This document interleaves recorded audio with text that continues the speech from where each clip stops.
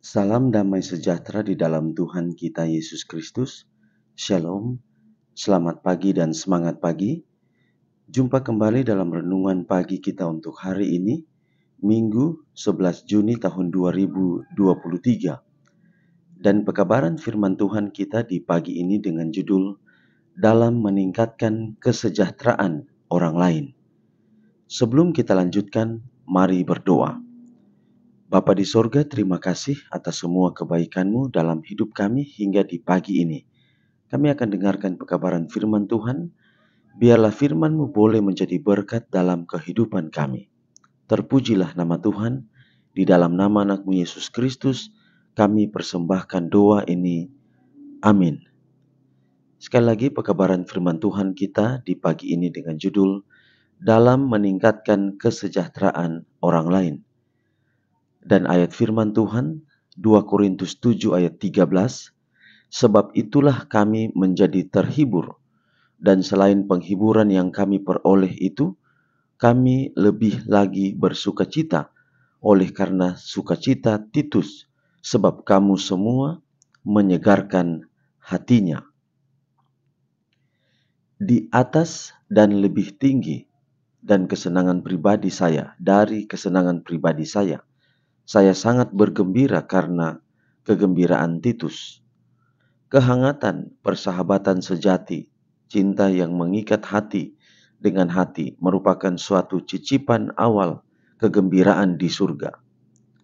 Setiap jiwa dilingkungi oleh suatu suasana yang tersendiri, suatu suasana yang barangkali diisi dengan kuasa, iman yang memberikan hidup, keberanian serta pengharapan, dan sedap dengan keharuman kasih.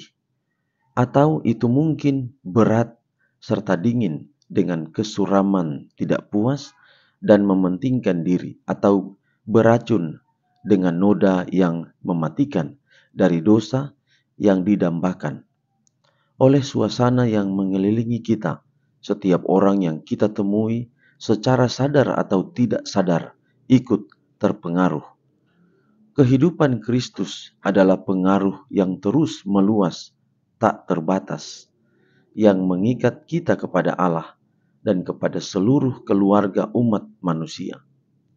Melalui Kristus, Allah telah menanamkan pada manusia suatu pengaruh yang menjadikan mustahil buat dia untuk hidup bagi dirinya sendiri.